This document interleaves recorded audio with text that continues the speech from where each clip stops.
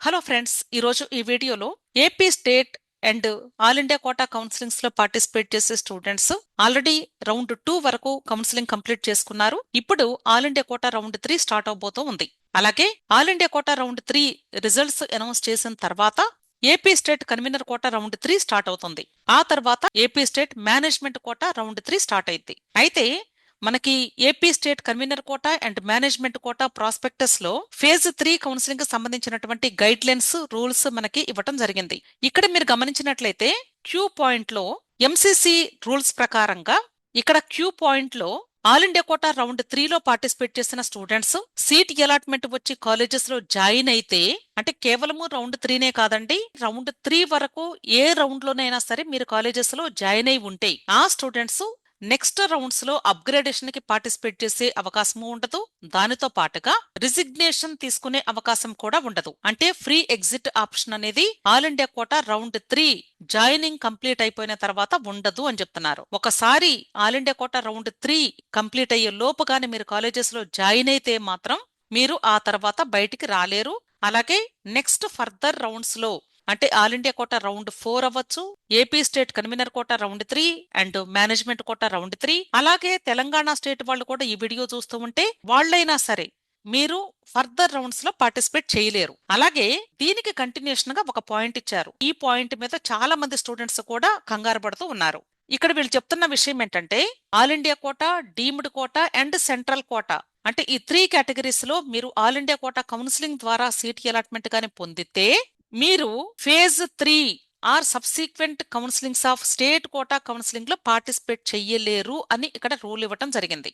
ఈ పాయింట్ కి లింక్డ్ గా ఈ ఐ పాయింట్ లో వీళ్ళు చెప్పే విషయం ఏంటంటే ఒకవేళ ఆల్ ఇండియా కోటా రౌండ్ 3 వరకు గానీ స్టూడెంట్స్ కాలేజెస్ లో జాయిన్ అయితే ఆ స్టూడెంట్స్ యొక్క నేమ్స్ స్టేట్ కోటా కౌన్సిలింగ్ లో రౌండ్ 3 లేదా మాపప్ రౌండ్, అలాగే stray vacancy round of convener quota and management కోటాలో మీరు ఒకవేళ వెబ్ ఆప్షన్స్ పెట్టినా సరే వాళ్ళ యొక్క పేర్లు బ్లాక్ చేస్తాము అని చెప్తున్నారు. ఇక్కడ వీళ్ళు చెప్పిన పాయింట్ ఏంటి, జాయింట్ క్యాండిడేట్స్ అన్నారు. ఈ పాయింట్ గురించి నేను ఈ రోజు ఎన్టీఆర్ యూహెచ్ఎస్ కూడా కాల్ చేసి మాట్లాడటం జరిగింది. వాళ్ళు చెప్పిన విషయం ఏంటంటే ఫస్ట్ వాళ్ళు నన్ను అడిగిన క్వశ్చన్, ఆల్ ఇండియా కోటాలో సీటు వస్తే ఎందుకు వద్దనుకుంటున్నారు, మీరు వద్దు అనుకునేలాగా కాకుండా మీకు నచ్చినటువంటి కాలేజెస్ కోర్సెస్ మాత్రమే పెట్టుకుని జాయిన్ అవ్వండి, ఎందుకంటే సీట్ బ్లాకింగ్ జరుగుతూ ఉంది కాబట్టి అది లీగల్ ఇష్యూ అవుతుంది అని చెప్పి ఫస్ట్ నాతో చెప్పినటువంటి విషయం.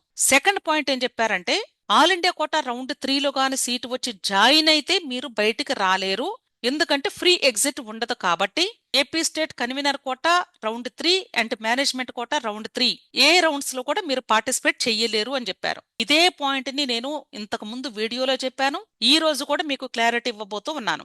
ఇక్కడ మీరు ఖచ్చితంగా ఫాలో అవ్వాల్సినటువంటి రూల్ ఏంటంటే ఆల్ ఇండియా కోటా రౌండ్ 3 లో గాని సీటు వచ్చి జాయిన్ అయితే వాళ్ళ పేర్లు మాత్రమే సాఫ్ట్వేర్ లో బ్లాక్ చేస్తారు. అంటే స్టేట్ కోటా కౌన్సిలింగ్స్ లో రౌండ్ 3 నుండి పార్టిసిపేట్ చేసే అవకాశం లేకుండా, అంతేగాని సీట్ ఎలాటైనంత మాత్రాన పార్టిసిపేట్ చేయకుండా వీళ్ళ నేమ్స్ బ్లాక్ చేస్తాము అనే పదాన్ని అయితే ఎక్కడ కూడా మెన్షన్ చేయలేదు. వీళ్ళు ఇక్కడ హైలైట్ చేశారంటే చాలా ఇంపార్టెంట్ పాయింట్ అని అర్థం. ఇక్కడ జస్ట్ వాళ్ళు స్టేట్మెంట్ ఇచ్చారంతే.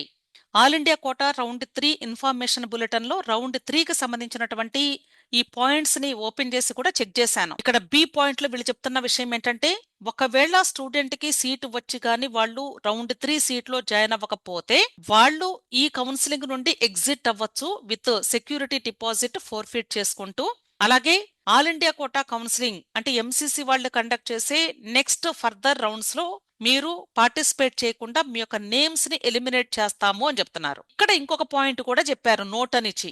వీళ్ళు చెప్తున్న విషయం ఏంటంటే all India quota round 1, round 2, round 3 rounds లో ఎవరైతే స్టూడెంట్స్ ఉన్నారో వాళ్ళ డేటాని ఈ కౌన్సిలింగ్ రన్ చేసేటువంటి సాఫ్ట్వేర్ లో షేర్ చేస్తాము అని చెప్తున్నారు. అలాగే స్టేట్ కోటా కౌన్సిలింగ్స్ లో కూడా స్టూడెంట్స్ ఎవరెవరైతే ఎక్కడెక్కడ జాయిన్ అయ్యారో వాళ్ళ యొక్క డేటాను కూడా ఇదే సాఫ్ట్వేర్ లో అన్ని కాలేజెస్ వాళ్ళు షేర్ చేస్తారు. ఎవరైతే రౌండ్ 3 లోపు ఫస్ట్ రౌండ్ అవ్వచ్చు, సెకండ్ రౌండ్ అవ్వచ్చు, థర్డ్ రౌండ్ అవ్వచ్చు, థర్డ్ రౌండ్ కంప్లీట్ అయ్యే నాటికి ఎవరైతే స్టేట్ కోటా కౌన్సిలింగ్ లో జాయిన్ అయి ఉంటారో వాళ్ళ యొక్క పేర్లు కూడా all India quota stray vacancy round లో పార్టిసిపేట్ చేయకుండా వాళ్ళ నేమ్స్ ని ఫిల్టర్ చేస్తాము అంటే బ్లాక్ చేస్తాము అని చెప్తున్నారు. ఓవరాల్ గా మీకు ఇక్కడ అర్థం కావాల్సింది ఏంటంటే చాలా మంది స్టూడెంట్స్ కూడా చాలా ఆన్లైన్ ప్లాట్ఫామ్స్ లో అంటే డిఫరెంట్ వర్షన్స్ లో చెప్తూ ఉన్నారు మేడం, క్లారిటీ ఇవ్వండి అని అడిగారు కాబట్టి ఈ రోజు ఈ పాయింట్ గురించి మాట్లాడుతూ ఉన్నాను. కాబట్టి మీరు కంగారు పడాల్సిన అవసరం లేదు.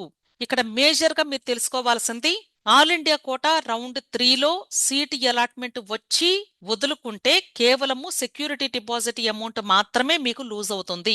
మీరు AP state convener quota round 3లో పార్టిసిపేట్ చేసే అవకాశం అయితే ఖచ్చితంగా ఉంటుంది.